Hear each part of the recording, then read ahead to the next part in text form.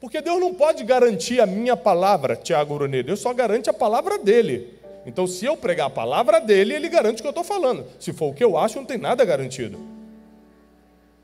É por isso que muita gente, mesmo de um púlpito, de um altar, falou coisas que não aconteceram. Porque falou o que achava e não o que estava escrito. Mas eu duvido você orar a palavra, profetizar a palavra e não acontecer.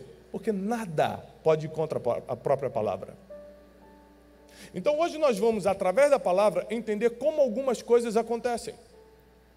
Eu quero começar no versículo 10, antes de entrar no 13, de 14, de Mateus 14, diz assim: deu ordens e decapitou a João no cárcere. Olha isso. O rei foi lá, deu ordem e decapitou João Batista no cárcere. Foi trazida a cabeça num prato, dada à jovem que levou a sua mãe. Então vieram os discípulos, levaram o corpo e o sepultaram. Depois disso foram e anunciaram para quem? O que está escrito na sua Bíblia? Anunciaram para quem? Para Jesus. Então Jesus acaba de receber a notícia que quem estava preparando o seu caminho, o seu primo de sangue, alguém que ele considerava como um profeta, inclusive ele diz que de nascidos de mulher não vai ter ninguém maior do que João Batista. Alguém que tinha um significado emocional e espiritual muito grande, tinha acabado de ter sido decapitado injustamente. Com essa notícia entra a mensagem de hoje, versículo 13 do capítulo 14. Jesus ouvindo isto, Jesus recebendo essa notícia, entrou em depressão? Foi chorar no quarto? Foi reclamar do governo injusto que decapitou o cara? O que Jesus foi fazer? Ouvindo isto, retirou-te dali num barco para um lugar deserto, à parte, sabendo as multidões. Repete comigo, multidões. Mais alto, multidões. Para onde Jesus vai, multidão corre atrás. Mesmo que ele, por um problema pessoal, quisesse ficar sozinho, onde tem Jesus, tem... Onde tem Jesus, tem multidão. Muito bem, vocês estão acompanhando bem. Onde tem Jesus, tem multidão. Porque o que Jesus tem para oferecer, todo mundo precisa. Não é que a pessoa quer, não. Ela precisa. Certa vez, um pastorzinho de uma igreja muito simples começou a reparar que um jovenzinho da igreja estava com a roupa toda puída, toda lanhada, sapato furado. Ele, percebendo isso, juntou o pouco dinheiro que tinha, foi numa loja de departamento, comprou roupa para esse menino e subiu o morro para entregar. Quando ele estava na ladeira do morro subindo para entregar, esse mesmo menino vendo o pastor subindo com roupa, sem saber que era para ele, com maldade no coração, pegou uma pedra, deu uma pedrada na cabeça do pastor e roubou a roupa. Ele não sabia que seria para ele. O pastor ficou uma semana internado. Depois de uma semana, saiu do hospital, voltou na loja de departamento, comprou a roupa, subiu o morro de novo. E dessa vez ele conseguiu chegar na casa do menino. Ele toca na casa do menino e fala: olha, eu vim te entregar umas roupas porque eu percebi que você vai para a igreja com a roupa muito puída, muito estragada. E o menino começou a chorar muito, arrependido, e fala: pastor, você não sabe, fui eu que te dei a pedrada. Eu fiquei com inveja, eu não sabia que essa roupa era para mim, eu achei que você ia dar para outra pessoa, te dei uma pedrada e roubei a roupa. E o pastor estendeu a mão para dar a roupa para ele, e ele falou assim: eu não mereço essa roupa. Ele falou: não, claro que você não merece, mas você precisa. Isso se chama graça. A gente não merece, mas Deus ainda faz, porque a gente precisa. Então, as multidões estão onde Jesus está, não porque elas merecem alguma coisa, mas porque elas precisam. Elas precisam de alguma coisa que só Jesus pode fazer. O médico já disse que não vai dar certo. O terapeuta familiar falou que não vai andar esse casamento. O próprio pai, a própria mãe já falou: isso aí não vai dar em nada. O abandono, a traição, O sentimento de inferioridade já chegou na tua vida.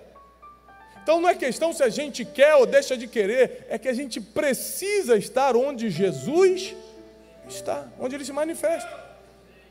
Por isso que onde Ele ia, as multidões compareciam. Quando a gente cria um ambiente, por exemplo, como a Conferência Destino, não é para ser mais um evento. É para que você vá num lugar onde, por causa da oração, do jejum, do ambiente que por um ano é gerado, do nível de pregadores que é trazido, o Espírito Santo se manifeste e entregue presentes que só nesse ambiente são liberados. É por isso que também, num dia como hoje, você, ao invés de ficar em casa, tem que vir para esse lugar. Porque onde Jesus está, tem multidão. Ambientes são criados e gerados para que Jesus possa estar. E quando Ele fala, duas coisas acontecem e nós vamos acompanhar no texto: milagre e multiplicação. Repete comigo: milagre e multiplicação. Não é porque eu quero.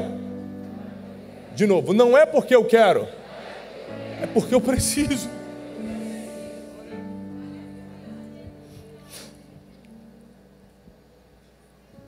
Sabendo as multidões, vieram das cidades, seguindo-o por terra.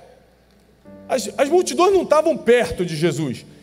Elas descobriram que Jesus foi para um lugar e cada um saiu da sua cidade e começou a ir para aquele lugar. Você que está me acompanhando pela internet, às vezes você tem que parar de reclamar desse sofá, levantar, sair da tua cidade e ir para onde Deus se manifesta, ir para onde palavras viram decretos, ir para onde o ambiente espiritual é forjado para o milagre acontecer na tua vida. Do sofá não vai ser.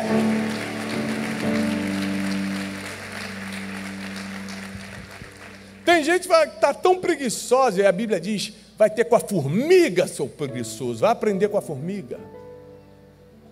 Que no verão, enquanto está todo mundo curtindo, ela está trabalhando, porque sabe que no inverno ela não vai ter o que comer se não trabalhar. Tem gente que está do sofá falando, se Deus quiser, é Ele que bata na minha porta. Não dá para falar com Jesus com orgulho no coração. Quem não baixa a cabeça para se humilhar para Cristo, não vai conseguir fazer mais nada lá fora. Quem não reconhece a soberania, o governo de Cristo, vai reconhecer o que em alguém? E tem gente que fala, se Cristo quiser, Ele que me alcance, Ele que me abençoe. Mas a Bíblia diz que as multidões saíam das suas cidades, iam seguindo Jesus por terra. Por onde Ele ia, as multidões seguiam. Desembarcando, viu Jesus uma grande multidão e compadeceu-se dela e curou os seus enfermos. A primeira coisa que aconteceu quando Jesus encontra com a multidão, presta atenção, Jesus está se movimentando, a multidão está vindo atrás. Quando tem um encontro, quando eles batem de frente, a primeira coisa que acontece é um milagre. Cura.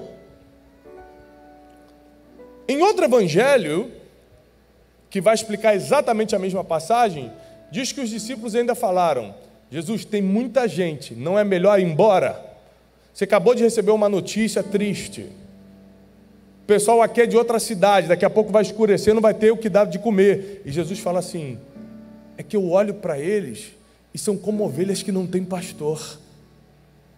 Para quem não sabe, o animal ovelha não consegue comer se um pastor não orientar. Não consegue encontrar bebedouro. Não vai beber água se o pastor não levar. Não consegue se proteger do lobo se o pastor não construir muros em volta e com seu cajado a proteger. Ou seja, a ovelhinha não consegue fazer nada sem a presença do pastor. É por isso que quando Jesus olha para aquela multidão, fala, são como ovelhas que não têm pastor. Elas não vão saber fazer nada nessa vida se eu não der uma direção. Eu não vou abandoná-las.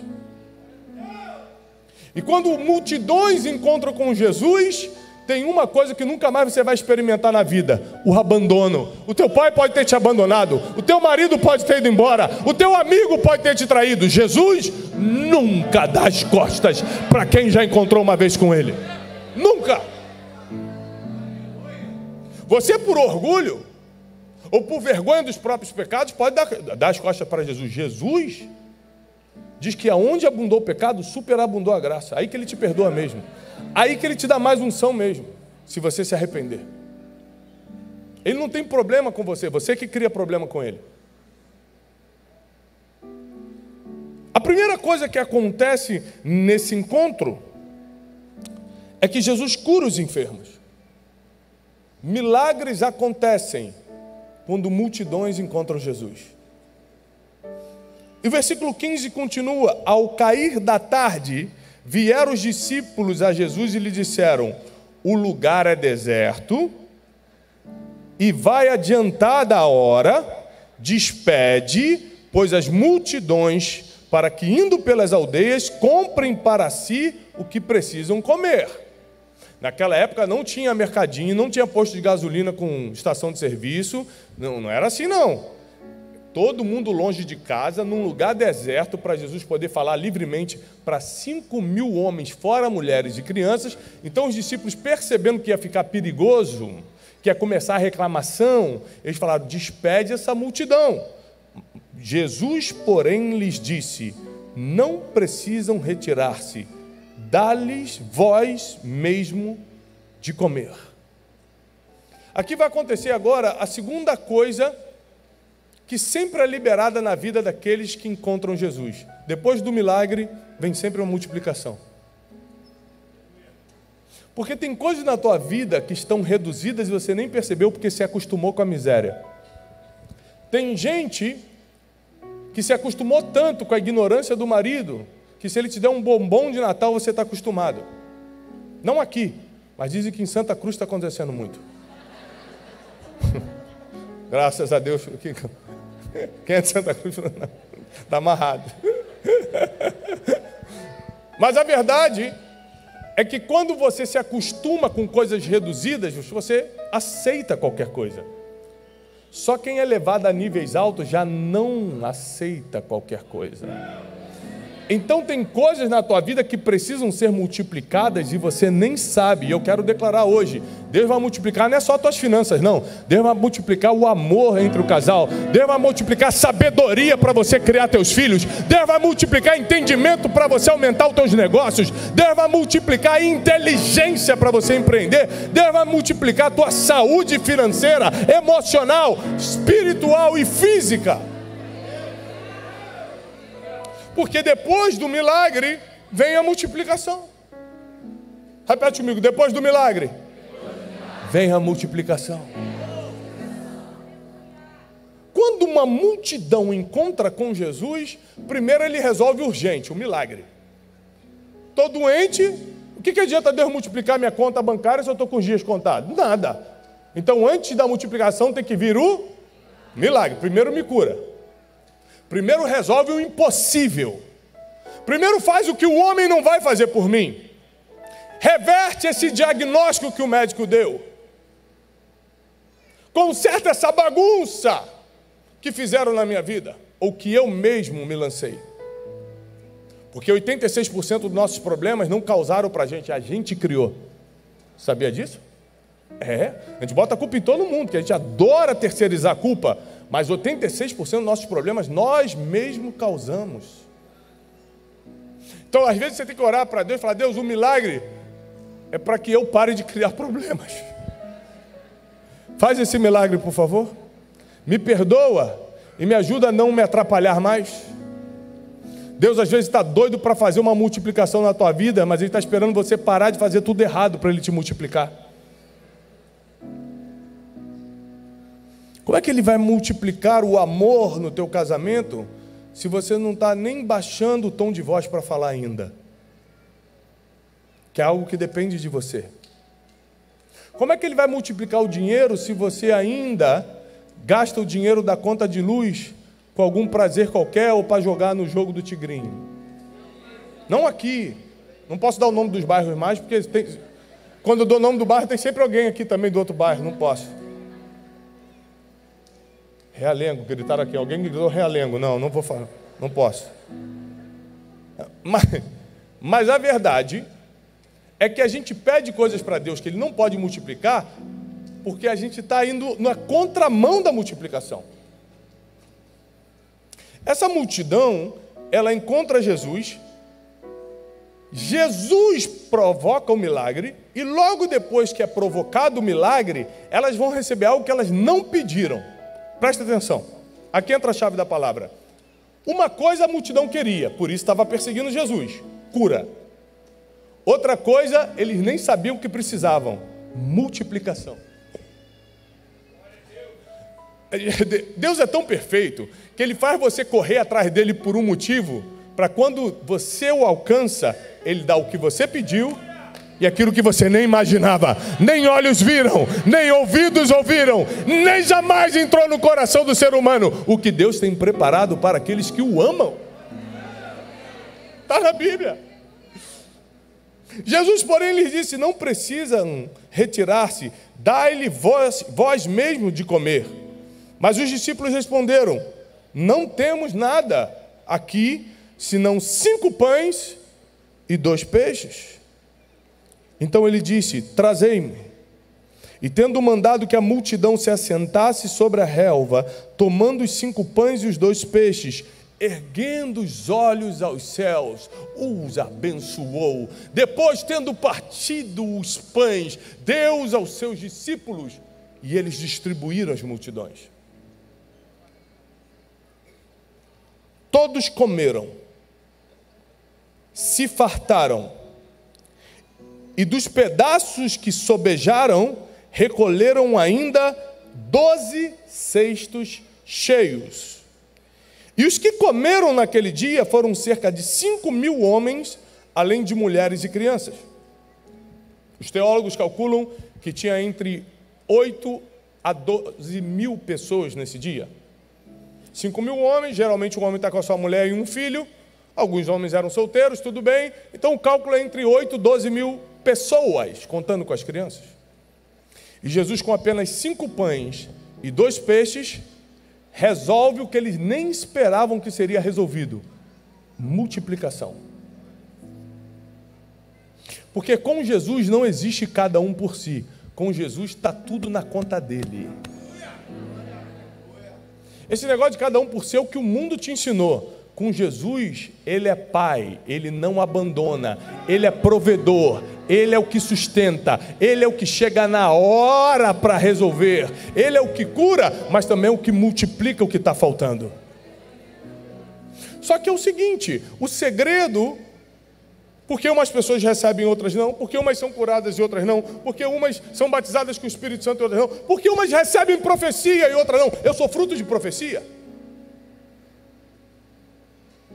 Desde que eu nasci, eu recebia profecias do tipo: esse menino não vai ser o pregador, hein? Quando eu tinha 8 anos de idade, eu lembro de um pregador que falou para mim: um dia você vai fazer o que eu estou fazendo. 11 anos atrás eu recebi uma palavra profética de um dos profetas que vai pregar na Conferência de Destino 2025 esse ano, dizendo: seus livros estarão nos aeroportos do Brasil e do mundo. Eu nem tinha livro escrito. Hoje eu sou publicado em 17 países e dificilmente você encontra um aeroporto que não tem um livro meu. Eu sou fruto de palavra profética. Agora adivinha onde eu estava quando eu recebi? No ponto de ônibus, no sofá de casa vendo Chaves, na esquina fofocando a vida do vizinho. Eu estava junto com as multidões, no meio de um lugar que Jesus estava se manifestando. Eu estava numa conferência, eu estava num congresso, eu estava num culto, eu estava em algum lugar onde Jesus se manifesta. Tiago, Jesus não pode se manifestar em qualquer lugar, não? Claro que pode. Ele pode na Cracolândia agora se manifestar, sim ou não? Sim. Dentro do presídio, em qualquer lugar, na esquina com um bêbado, sozinho. Mas onde geralmente ele se manifesta? Ele pode ir em qualquer lugar onde é construído para ele se manifestar. Então, quem entende um pouquinho aqui de matemática, estatística, vai entender que se eu quero probabilidade de manifestação de Deus na minha vida, eu preciso de um lugar onde um ambiente é construído para Ele fazer o que só Ele faz: milagre e multiplicação. Eu quero estar num lugar onde só o que Ele faz, milagre e multiplicação, eu esteja ali para receber. Eu reconheço que eu não deixo a desejar no meu trabalho, não. Acordo cedo, me esforço, leio bastante, sou muito dedicado no que eu faço. Porém, eu conheço pessoas que são muito melhores do que eu e não têm 1% dos resultados que eu tenho. Quando eu comparo pela mínima inteligência que eu tenho, chego à conclusão que os resultados que eu tenho, os frutos que eu colho, não são meramente pelo meu esforço, mas é a graça de Deus sobre a minha vida.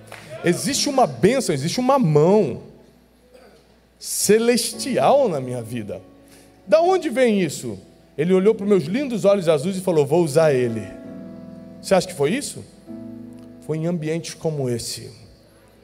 Em momentos de desespero ou em domingos comuns, chorando na presença dele, pedindo, Deus, não me abandona. Deus, eu preciso do teu milagre. Deus, salva a minha alma, perdoa meus pecados. Deus, multiplica tal coisa, porque sozinho eu não consigo. E de tanto multidão encontrar com Jesus, e Jesus encontrar com multidão, milagre e multiplicação começa a ser liberada. Então muita gente não recebe porque simplesmente não foi num ambiente onde as coisas acontecem.